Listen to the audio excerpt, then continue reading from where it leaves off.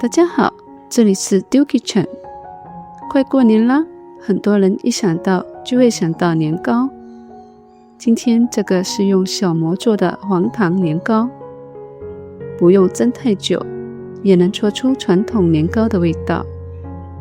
蒸出来软糯香甜，颜色自然，做法也很家常，不一定要过年才可以做哦。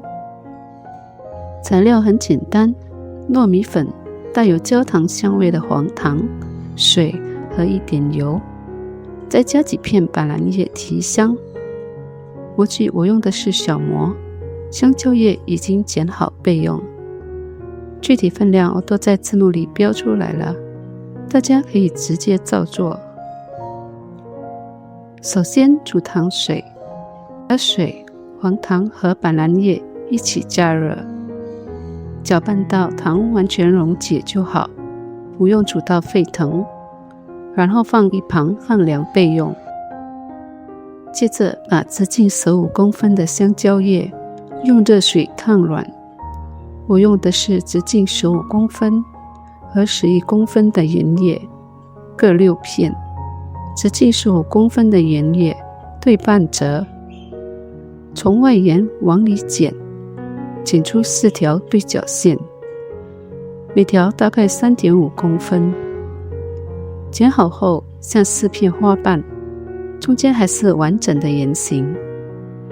把光滑面朝上铺进小模里，顺着内壁贴好，再稍微整理压紧，像视频中这样就可以啦。直径11公分的圆叶不需要剪，用来盖在上面。所有模具铺好后，我们就可以拌面糊啦。拌面糊前，先把放凉的黄糖水过滤一次，糯米粉倒入大碗中，再把黄糖水分多次慢慢加入。搅拌到没有干粉后，加入油拌均。每次加入都要完全搅拌均匀，再加下一次，这样粉慢慢吸收水分，面糊就会更顺滑。拌到顺滑没有颗粒就可以啦。把拌好的面糊过筛一次，蒸出来的口感会更细腻。倒进准备好的小模里，大概8分满就好。倒好后轻轻震一下，把大气泡震出来，再把表面的小泡去掉，就可以入锅蒸啦。蒸年糕的时候，水一定要先滚开，再把年糕放进蒸锅。放好后盖上一层香蕉叶挡水汽，再盖上锅盖蒸。盖蕉叶可以避免水滴到表面，蒸出来更平整。先大火蒸10分钟，再转中火蒸20分钟，全程大概30分钟。时间到啦，就可以开锅盖看看，用竹签擦一下，不沾就是熟了。看起来真的很好吃，可以出锅啦。蒸好后先不要急着脱模，放凉后再脱会比较漂亮。年糕完全凉透后就可以脱模啦。